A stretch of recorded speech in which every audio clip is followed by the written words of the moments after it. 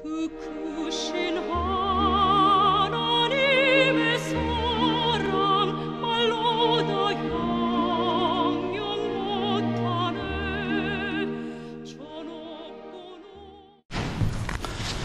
우리가 얻을 것, 우리가 지향하는 것, 그것이 세상 사람들과는 조금 다른 것들이죠. 오늘 우리는 그런 말씀을 나누려고 해요. 창세기가 50장이죠. 창세기를 크게 이렇게 두 개로 나누면 12장을 경계로 11장까지 아담으로부터 노아까지의 시대를 앞부분 Part 1이라고 한다면 Part 2, The Second Part는 아브라함부터 시작되는 창세기 12장부터입니다. 아브라함부터를 족장시대, 그렇게 우리가 보통 말해요. 아브라함이 창세기 12장에서 등장하고, 그리고 그의 아들 이삭이 등장하는 게 창세기 21장입니다. 그리고 아브라함과 이삭이 등장하면서 그 다음 세대, 세 번째 세대가 야곱의 시대인데, 오늘 우리가 읽은 창세기 25장 말씀이 그 분기점이 됩니다. 아브라함이 나이 175세로 그의 수명을 다해서 죽고, 그리고 야곱과 그의 형인 에사가 출생하는 장이 바로 오늘 우리가 읽은 창세기 25장입니다. 우리는 분명히 이렇게 알고 있어요. 아브라함, 이삭, 에서, 이게 장자의 순이고 성경이 말하는 아들 형제의 우선순위인데, 그러나 성경을 말할 때 나는 아브라함의 하나님, 이삭의 하나님, 야곱의 하나님 이렇게 말하거든요. 에서의 하나님이라고 말하지 않습니다. 비록 에서와 이삭이 쌍둥이이긴 하지만 왠지 큰 형인 에서에게 무게를 두지 않고 그 동생 야곱에게 무게를 두는 이유가 어디 있을까? 오늘 우리는 창세기 25장을 통해서 왜 에서 대신 야곱의 이름이 먼저 등재되어 있을까, 올라가 있을까를 생각해 보려고 해요. 나이 40에 결혼했던 이삭이 그의 아내 리브가의 20년 결혼 생활을 통해서도 자식이 없었어요. 무자했죠.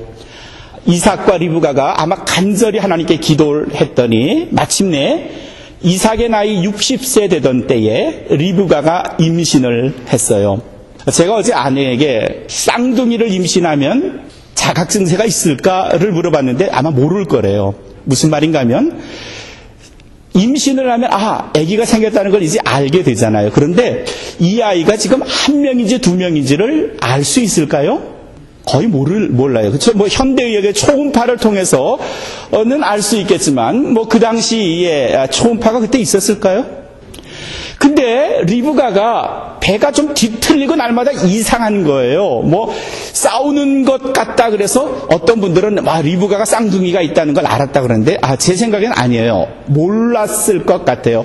그래서 어쨌든 하나님 도대체 내 뱃속에서 무슨 일이 일어나는 겁니까? 했더니 하나님께서 너희 복 중에서 내 뱃속에서 두 국민이 나누고 두 나라가 나뉘고 이런 말씀을 했는데 아마도 리브가가 그 말을 정확하게 이해하기는 좀 힘들었겠다는 생각이 들어요. 그리고 마침내 출산하면서 이래서 내 뱃속에 이렇게 요란했구나를 안 거예요. 아이 한 명이 나오는데, 에서가 나오는데 그의 발꿈치를 잡고 마치 두 아이가 한 몸인 것처럼 딸려 나오는 모습을 출산 과정에서 알게 되는데, 놓고 보니까 두 아이였어요. 쌍둥이를 낳은 거예요. 먼저 태어난 아이가 에서, 그리고 둘째로 태어난 아이가 야곱. 뱃속에선 그 아이들이 싸웠다고 하는데 제 생각엔 싸운 것 같지는 않고요. 야곱이 일방적으로 얻어맞았을 거예요. 아마 싸웠다면. 오늘 말씀의 27절부터 보면 이 아이들이 장성하는데 두 아이 쌍둥이가 분명히 한 뱃속에서 태어났음에도 불구하고 아주 달랐어요. 형 에서는 들 사람이었어요.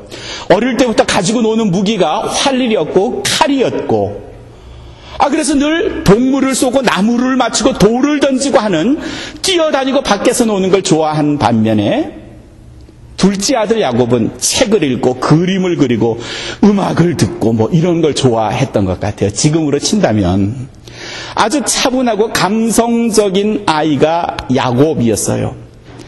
그러나 반면에 에서는 아주 화끈한 친구였고요. 정말 남자다운 사람이었고요.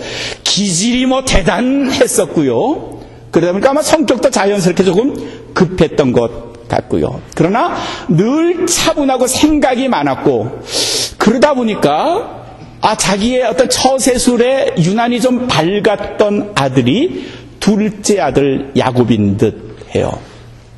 오늘 말씀은 어느 날 갑자기 형이 들어왔는데 배가 몹시 고팠던 거예요. 야곱이 마침 요리를 하고 있어서 그 형에게 요리를 주면서 거래를 하는 장면이 오늘 우리가 읽었던 창세기 25장 27절부터의 말씀이죠. 이게 우연히 생긴 말씀인 것 같지는 않아요. 아마도 오랫동안 야곱은 형의 습성을 연구했던 것 같아요.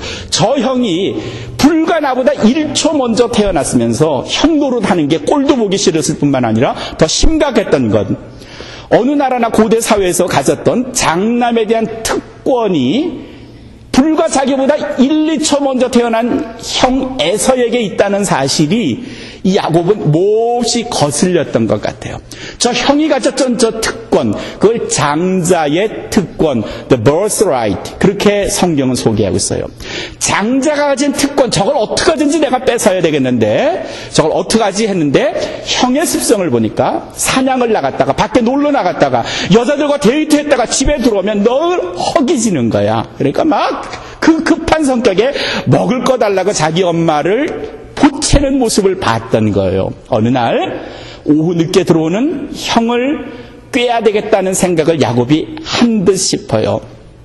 평소에 인터넷을 통해서 요리책을 통해서 맛있는 레시피를 개발했던 이 동생 야곱이 냄새가 막 진동하는 멋진 요리를 부엌에서 하고 있었어요. 프라이팬에서 뭐 고기 튀기고 뭐 지지고 하는 소리도 났고요. 뭐 성경은 물론 붉은 죽이라 그랬어요. 밖에 나가서 사냥을 했던 형 에서는 아주 집에 들어오자마자 얼마나 배가 고팠는지 뭐라도 당장 먹어야 할 것 같아요. 동생이 그 좋은 냄새 나는 것으로 형을 유혹한 거죠. 에서가 들어오자마자 부엌에 있는 동생 야곱을 발견하고, 야곱아, 뭐 좀 먹을 거 없니? 네, 지금 내가 먹으려고 뭐 음식을 준비하고 있는데, 미안하지 형 줄 건 없는데 어떡하지?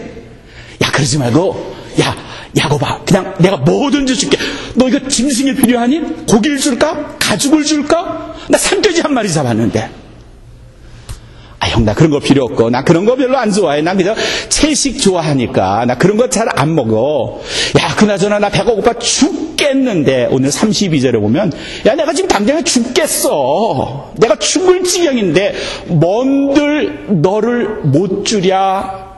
야곱에게 그렇게 말했단 말이죠. 그 말을 기다린 거예요.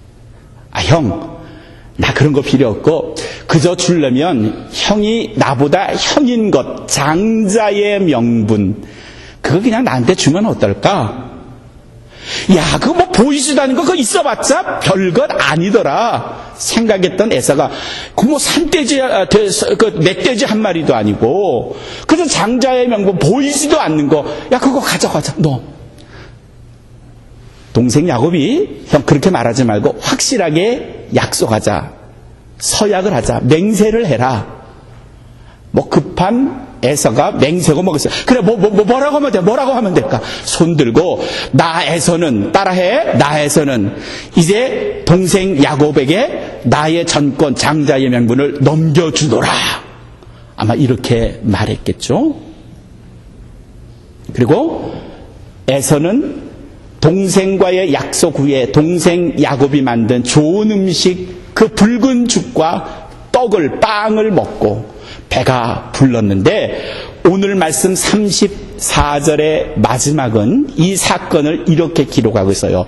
에서는, 그 다음 말씀이 뭐예요? 장자의 명분을 경홀히 여겼다라. 영성경에는 Esau despised his birthright. 그렇게 성경은 말하고 있어요. despise라는 말은요, 경멸했다, 아주 무가치하게 여겼다, 그런 뜻이에요. 에서에게 있어서 내가 형인 것, 장자의 명분은 아주 가치 없는 것, 있어도 되고 없어도 되는 것, 그거 주간그릇과 바꾸면 내가 100번이라도 널 주지 하는 심정으로 동생에게 넘겨준 것, 그게 뭔가 하면 장자의 명분이에요. 오늘 우리가 나누려고 하는 건 이 장자의 명분이라는 겁니다. 별것 아닌 것 같은 이 장자의 명분. 히브리어로 장자의 명분을 백고라 그렇게 말합니다. 백고라. 가만히 보니까 이 발음이 배고라, 배가 고라서, 그래서 아마 에서가 동생에게 넘겨줬던 그 말과 비슷해요. 이 백고라라는 의미는 성경에서 4가지의 특징을 가지고 있습니다. 하나는 이 장자의 명분 백고라는 항상 장남이 다음 세대 자기 자식에게 승계할 수 있는 거예요. 마치 왕권을 장남이 계속 승계받는 것처럼 이 백고라라는 장자의 명분도 계속해서 다음 세대에게 승계할 수 있는 귀한 가치가 있는 거예요. 두 번째는요, 이 백고라, 이 장자의 명분을 가진 사람은 자기 집안 전체의 어떤 중요한 결정을 할 수 있는 권리를 가지고 있어요. 세 번째, 이 백고라가 가지고 있는 건 신명기 21장 12절에서 15절에 보면은 백고라는 다른 아들들보다 2배의 유산을 상속받을 수 있어요. 장남이라는 이유로 자기 밑에 동생보다 2배의 유산을 물려받을 자격을 갖춘 게 백고라 장자의 명분이에요. 마지막 4번째, 백고라를 가진 사람은 하나님의 영적인 축복을 다음 사람들에게 넘겨줄 수 있어요. 그 말은 뭔가 하면 부모로부터 하나님의 축복을 물려받고 그것을 다음 세대에 또 넘겨주는 영적의 축복권이 백고라라는 거예요. 그런데 에서는 이 백고라 장자의 명분을 경홀히 여겼더라. 우리에게도 백고라가 있다는 거 아세요? 여러분에게 장자의 명분이 있다는 사실 아세요? 여러분은 장자의 명분을 가진 하나님의 아들 예수 그리스도의 자녀라는 사실을 믿으십니까? 근데 중요한 건요, 그것도 무지 중요하지만 또 다른 중요한 사실 하나가 있는데, 우리는 별 생각 없이 내게 주어진 이 백고라 장자의 명분을 오늘 말씀 34절 마지막에 있는 말씀처럼 에서가 장자의 명분을 어떻게 했더라? 경홀히 여겼더라. 에서 despised his birthright. 에서가 자기에게 주어진 장자의 명분을 아주 소홀히 여긴 것처럼 우리도 알게 모르게 내게 주어진 장자의 명분을 아주 무가치한 것으로 아주 소홀히 생각을 하고 때로 심하게 경멸하기도 하는 때가 에서에게만 있는 게 아니라 오늘 우리들에게 있다는 사실이죠. 에서가 동생에게 장자의 명분을 넘겨준 이유로 인해서 아브라함으로부터 이어지는 하나님 자식의 장남의 권한이 아브라함, 이삭, 에서로 가는 게 아니라 아브라함, 이삭, 야곱으로 가고 있어요. 경홀히 여겼던 것의 결과가 에서는 이방 에돔 민족의 조상이 되어버렸고요, 야곱은 하나님의 백성 이스라엘의 조상이 되었어요. 여러분들이 우리가 하나님께서 우리에게 내려주신 백고라 장자의 명분을 경홀히 여기면 우리는 하나님 은혜의 백성에서 밀려날 수도 있다는 사실을 오늘 에서를 통해서 알 수 있습니다.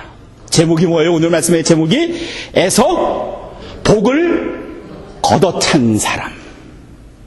오늘 우리에게 주어진 이 말씀을 우리가 좀 다시 한번 생각해 볼까 해요. 백고라 장자의 명분이 우리에게, 저와 여러분에게는 어떤 의미가 있을까요? 하나 기억하실까요? 첫 번째로 이 백고라는요, 지금이 아니고 나중에 주어지는 축복이에요. 지금이 아니고. 오늘 32절에 보면 에서는 나 지금 배가 고파 죽겠어. 그거 못 참은 거죠. 이 백고라가 주는 첫 번째 특징이 뭔가 하면 이거는 미래에 주어질 축복이에요. 지금도 주어질 수 있겠지만 그러나 미래에 보장된 축복이라는 점에서 소망하면서 인내하면서 기다리는 자에게 주어지는 하나님의 축복인 줄로 믿습니다. 기다려야 되는 거예요. 인내해야 되는 거예요.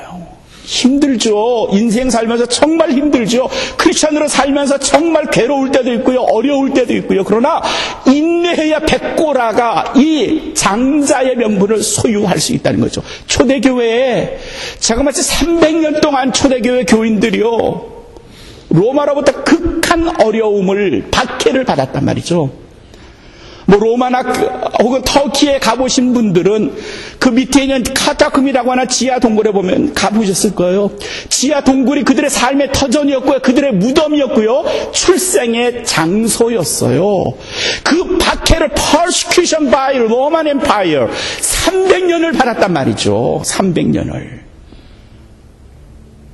왜 그들이 300년 동안 그 박해를 받으면서 그 땅굴 속에서 지내야 했을까요? 네, 지금은 우리가 갖은 고난을 당하지만 백고라 장자의 명분, 지금이 아니라 미래에 주실 축복을 소망하며 인내하며 기다리는 겁니다. 지금의 가치보다 미래에 주어질 가치가 훨씬 더 크다고 생각을 한 겁니다.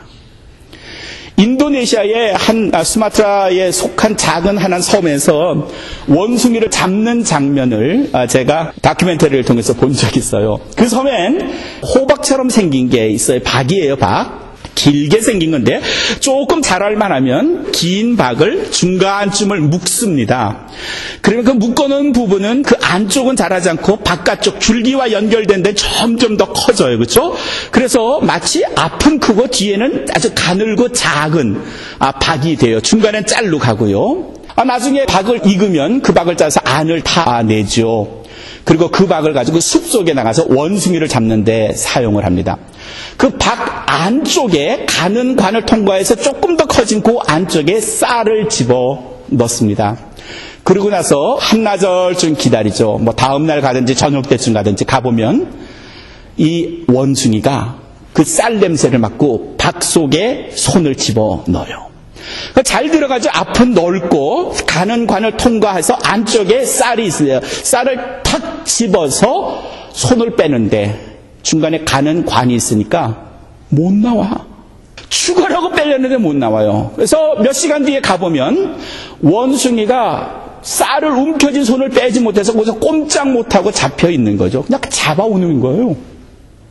근데 이 미련한 원숭이가 쌀을 놓고 손을 빼면 빠지거든요. 근데 움켜진 쌀을 놓칠 못하는 거예요. 당장 보이는 것, 눈앞에 있는 것, 지금 이 쌀이 내게 급하다는 생각에 그 놓고 나오면 될 걸 생명과 쌀을 바꾸어 버리는 거죠. 미련한 겁니다.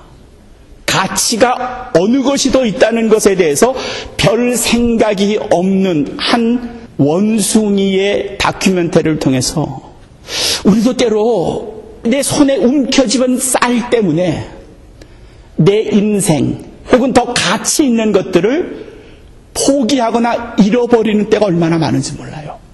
그러나 정작 중요한 것은 그런 사실조차 움켜진 쌀 때문에 내가 죽게 생겼구나라는 사실을 모른다는 것이 더 심각한 거죠. 우리의 신앙은요, 지금이 아니고 미래를 위한 것이래요. 신앙생활하면 불편하고요, 시간도 투자해야 되고요, 말씀도 읽어야 되고, 기도도 해야 되고, 예배도 참석해야 되고요, 헌금도 해야 되고요. 이 불편한 것들. 그러나 이것이 지금을 위한 것이 아니라 먼 미래, 영원한 미래를 위한 고귀한 투자라는 사실을 믿으시기를 주님의 이름으로 축원합니다. 두 번째로 이 백고라가 가진 특징은 미래를 위한 것일 뿐만 아니라 이거는 영적인 거예요.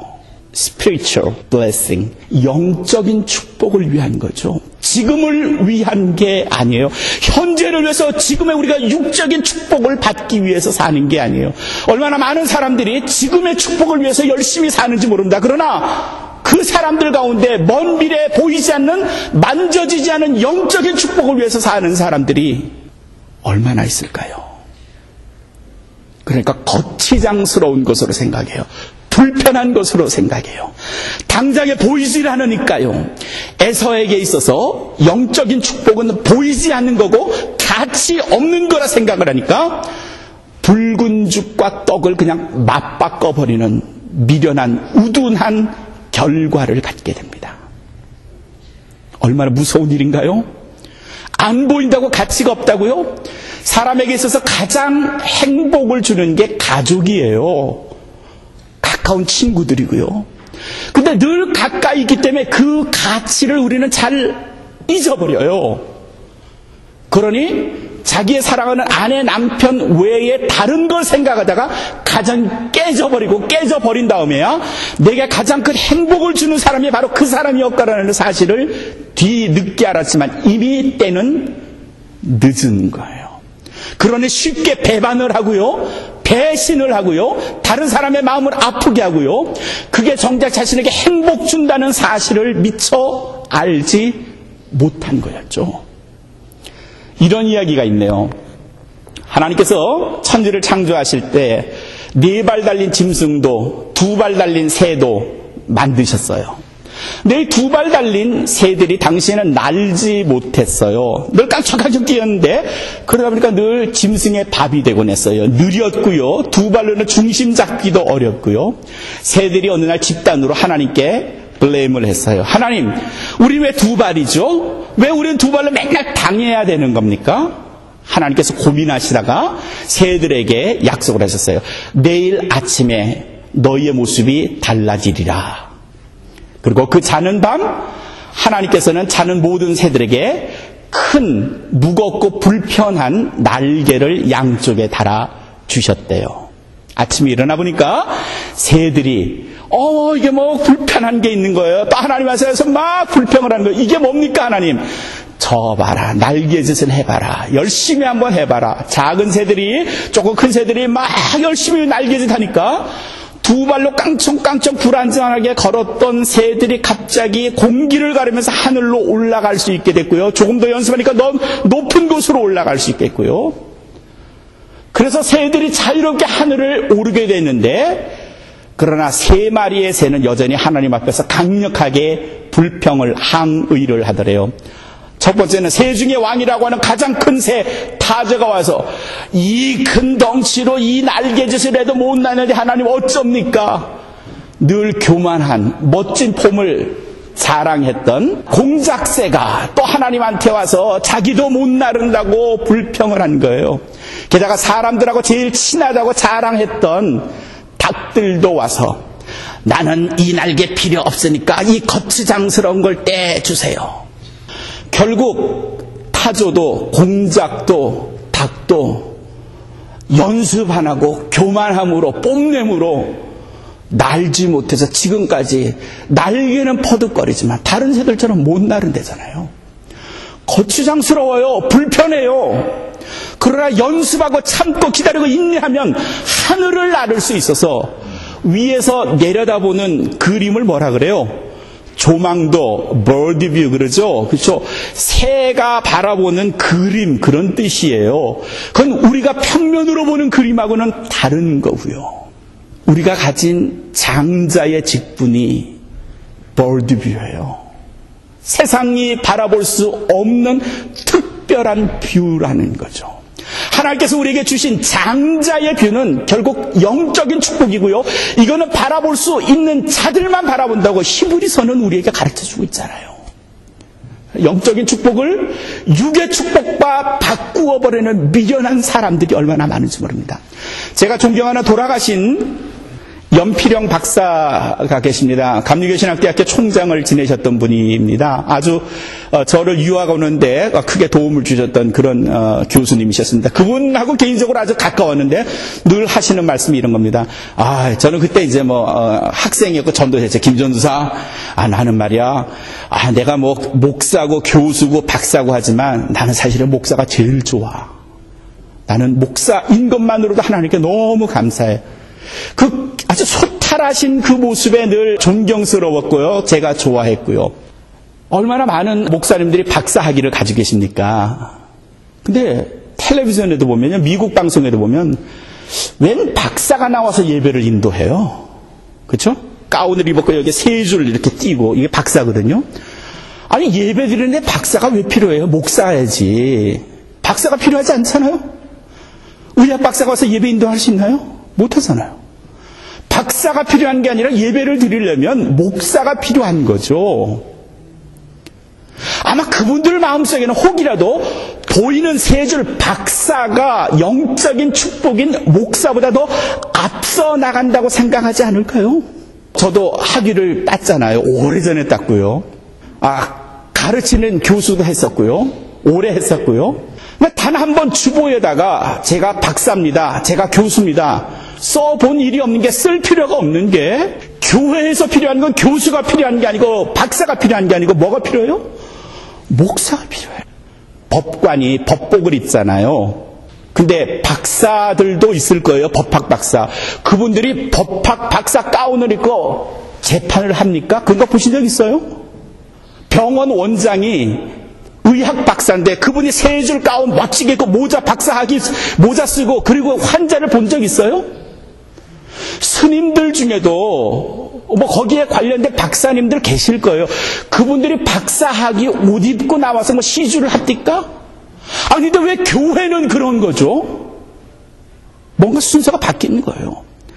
안 보이는 영적인 면에서의 목사가 우선되지 않고 보이는 박사가 우선되니까 강단이 흔들리고요. 그런 영향을 교인들이 고스란히 받으니까 보이는 것에 더 익숙해지고요. 정작 더 가치 있는 것을 잃어버리고 당장의 눈앞에 있는 이익에 더 관심이 많은 것. 이게 우리가 지금 당하고 있는 위기이고요. 에서가 그 위기를 결국 이겨내지 못하고요. 자기의 장자권을 동생에게 넘겨주고만. 이런 걸 우리는 소탐대실이라고 말할 수 있어요. 작은 것을 탐내다가 큰 것을 잃는다. 이걸 영어로는 penny wise, pound foolish 그렇게 말해요. 조그만 1전짜리 penny에 대해서는 아주 지혜로운 것 같은데 파운드, 100불짜리, 1000불짜리에 대해서는 아주 foolish한 것, 바보스러운 모습이죠. 작은 것에는 악착 같은데 큰 것에는 어리석은 사람, 바보입니다. 에서 그 사람은 누군가? 정작 더 지켜야 하고 소중히 여겨야 하고 진정한 축복이라고 생각해야 했던 장자권을 소홀히 여겼더라. 경홀히 여겼더라. despised his birthright. 이 장자권이 저와 여러분에게도 있습니다. 예수 그리스도를 믿음으로 인해서 우리에게 장차 주어지는 하나님의 나라, 그게 영적 축복 장자권입니다. 히브리서 12장 16절에는요, 너희가 한 그릇 팥죽의 음식의 장자권을 판 에서처럼 아주 어리석은 사람, 바보 같은 사람이 될까 두렵다고 히브리서 12장 16절에서는 우리에게 가르쳐주고 있어요. 너희가 살면서 가장 존귀하게 생각해야 할 예수 그리스도에 대한 신앙을 저버리고 아주 소홀히 여겨도 될 만한 팥죽 한 그릇에 너희 목숨을 거는 어리석은 사람이 아니냐. 기업에서도 이런 우스꽝스러운 일이 일어났었습니다. 2004년에 삼성전자가 이제 막 뜨고 있었던 때입니다. 미국에서 청바지를 입고 한 친구가 왔습니다. 라빈이라고 하는 한 친구가 와가지고 자기가 삼성 중역들과 함께 좀 이야기를 하고 싶다, 컨설트를 하고 싶다. 중역이 20명이 모였어요. 이 라빈이라는 친구가 프레젠테이션을 했습니다. 스마트폰, 당시에는 스마트폰이 아직 개발이 이제 막 되려고 하는 그런 때였습니다. 이 스마트폰을 움직이는 운영 체계를 내가 개발을 했습니다. 라빈이 그렇게 말하면서 설명을 했습니다. 20명의 중역이 그 라빈의 이야기를 다 듣고 나서 대표가 라빈에게 이렇게 말을 했다고 합니다. 자네 직원이 몇 명인가? 예, 우리 직원은 8명입니다. 그래? 우리 삼성에서는 그 일에 뛰어든 사람이 2000명이야. 그러니 기껏 8명이 개발한 걸 가서 우리 같은 대기업 삼성에 팔아먹으려고 한다니 우스꽝스러운 일일세. 없던 걸로 하세. 그리고 라빈을 돌려보냈어요. 그 라빈이 누군가 하면 애플에서 일하고 마이크로소프트에서 일했다가 자기가 뛰어나가서 자기 스스로 새로운 획기적인 걸 만들겠다고 생각을 해서 안드로이드라고 하는 회사를 만들어서 모바일, 이 스마트폰에 사용되는 운영체계 OS를 개발해낸 장본인입니다. 몇 달 후에 그가 산호세에 갔어요. 구글에 가서 구글 회장과 몇 사람이 있는 가운데 자기가 개발한 제품을, 소프트웨어를 소개를 했고요. 구글에서는 그걸 사겠다고 했어요. 그 프로그램을 샀어요. 얼마에 산지 아십니까? 5천만 달러. 500억. 그게 다가 아니고요. 그리고 그 라빈을 구글의 모바일 분야의 수석 부회장으로 삼았어요. 그리고 전 세계에 거의 절반쯤 되는 사람이 그 안드로이드라고 하는 운영체계가 중심이 된 스마트폰, 저도 그렇고 우리 교인들 대부분이 그 안드로이드 스마트폰을 사용하고 있어요. 이걸 두고 삼성 바보 같은, 굴러 들어온 복을 걷어찬 바보 같은 회사. 그랬어요. 2,000명, 삼성의 2,000명 직원들이 개발한 바다라고 하는 당시의 운영체계를 결국은 쓰레기통에 쳐 넣을 수밖에 없고, 훗날 삼성이 배를 치면서 땅을 치면서 통곡하면서 그때 그 라빈이 개발한 안드로이드를 지금 삼성 모든 제품에 쓰고 있어요. 그때 헐값에 샀다면 삼성은 대단했을 겁니다. 에서 복을 걷어찬 사람. 삼성 복을 걷어찬 기업. 근데 그 뒤에 김종환 복을 걷어찬 목사. 얼마나 불행한 일일까요? 사랑하는 성도 여러분, 그리스도를 아는 것은 우리에게 장자권을 주어진 것과 동일한 줄로 믿으시기를 바랍니다. 신앙생활을 한다는 것, 내가 집사고 권사고 장로고 내가 목사인 것이 하나님께서 내게 주신 장자의 명분임을 귀하게 여기셔서 경홀히 여기지 않으시고 존귀하게 여기셔서 훗날 우리에게 주시는 하나님의 은혜와 복이 송두리째 전달될 수 있는 우리 온 마음 교회 성도가 되시기를 주님의 이름으로 축원합니다.